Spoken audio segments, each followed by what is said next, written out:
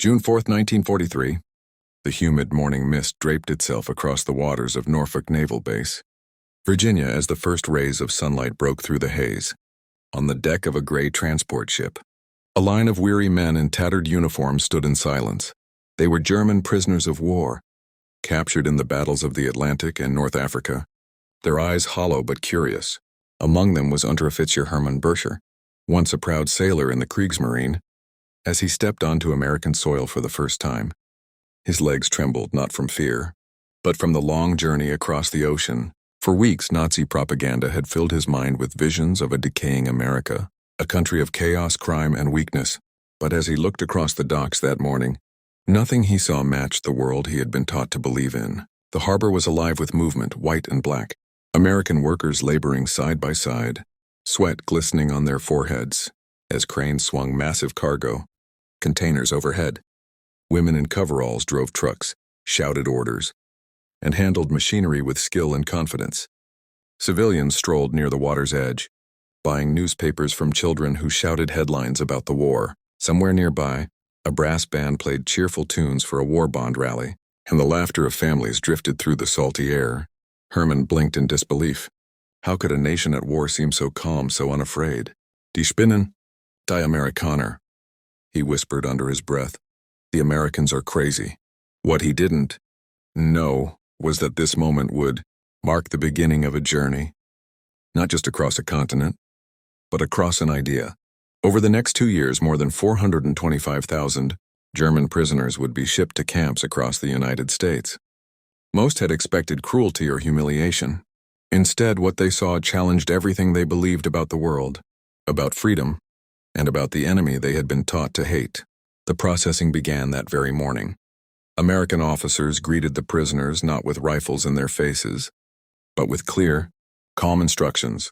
Reading the rules of the Geneva Convention aloud in fluent German, they explained the rights of prisoners, proper food, medical care, and humane treatment. Red Cross packages were distributed, and Jewish American soldiers, some with names like Goldberg and Stein, announced that kosher meals were available for Jewish captives. The Germans exchanged uneasy glances, convinced it was mockery. But it wasn't.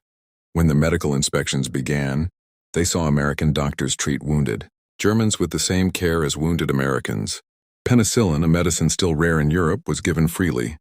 A Swiss Red Cross inspector would later write that German prisoners in the United States received medical treatment equal to or better than that of American troops themselves. Then came the moment that left many speechless.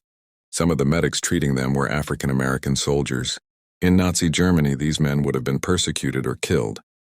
Yet here they wore uniforms, gave orders, and saved lives. One German officer later confessed that when a black medic drew his blood, he felt something break inside him, his first crack in the wall of racial superiority. The surprises continued as the prisoners were marched into the mess hall, where they ate under the same roof as American sailors. Not the same tables, but the same room, the same food, the same air filled with laughter and radio music.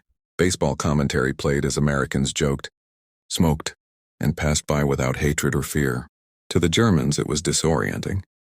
They were enemies, yet no one treated them like monsters. The journey inland deepened the confusion. Instead of crowded boxcars, the prisoners were seated in passenger coaches with padded seats. Civilians watched them pass through towns, waving flags and staring curiously.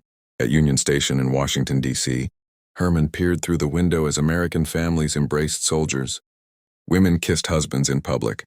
Children waved paper flags, and no one seemed afraid to express emotion or defy authority.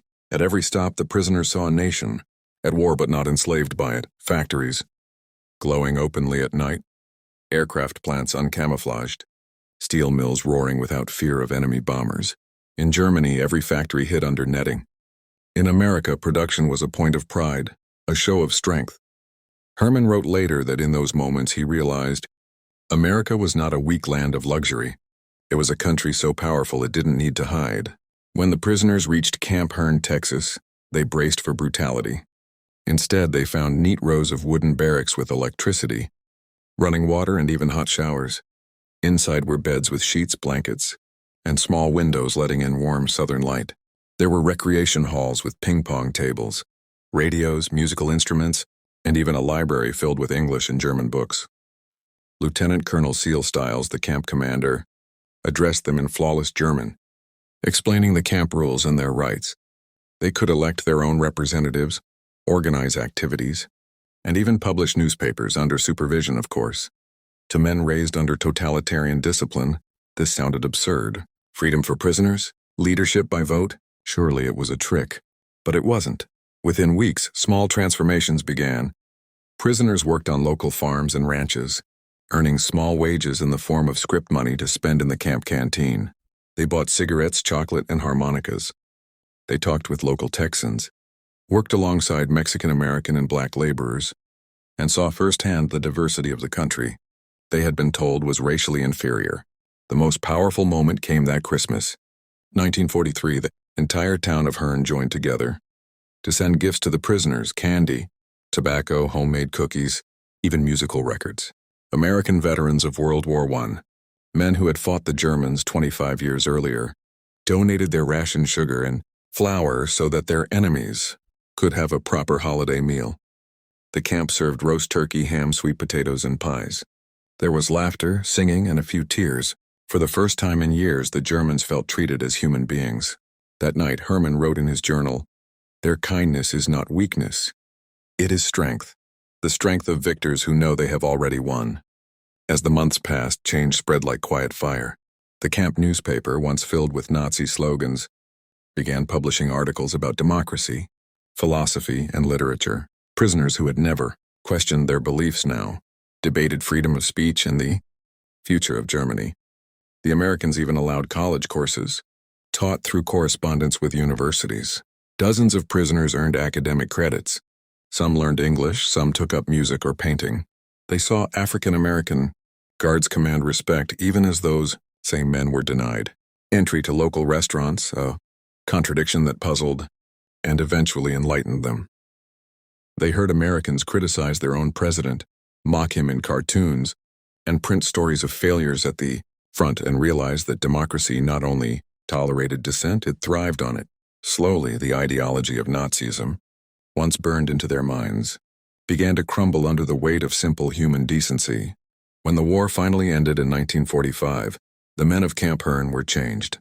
They had arrived as soldiers of Hitler's Reich. They left as witnesses to a different kind of power, a power that came from freedom, mercy, and confidence rather than fear.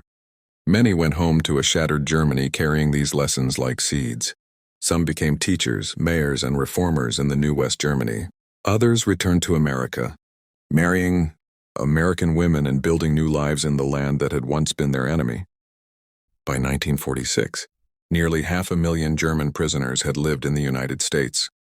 Fewer than 1% ever attempted to escape. Many didn't want to. They had seen something worth believing in. Surveys decades later showed that most of these former prisoners remembered their time in America with respect and gratitude. Herman Bircher, the sailor who had once whispered that Americans were crazy, later published a memoir in 1952 titled Behind Barbed Wire. In it, he described the transformation not as one of politics but of humanity. He wrote, "We came to America expecting to see weakness. Instead, we saw a nation so strong that it could afford compassion. The story of the German prisoners of war in America is more than a forgotten footnote of World War II. It is a reminder that sometimes the greatest victories are not won by force but by example. The U.S. defeated the Nazi army with tanks, ships, and planes, but it defeated Nazism itself, the ideology of hate and superiority through the simple, quiet power of fairness, kindness, and freedom. Those German soldiers came as enemies. Many left as admirers. Some left as friends. And in their hearts they carried a truth that would help rebuild the world. That the real strength of a nation lies not in its weapons but in its humanity.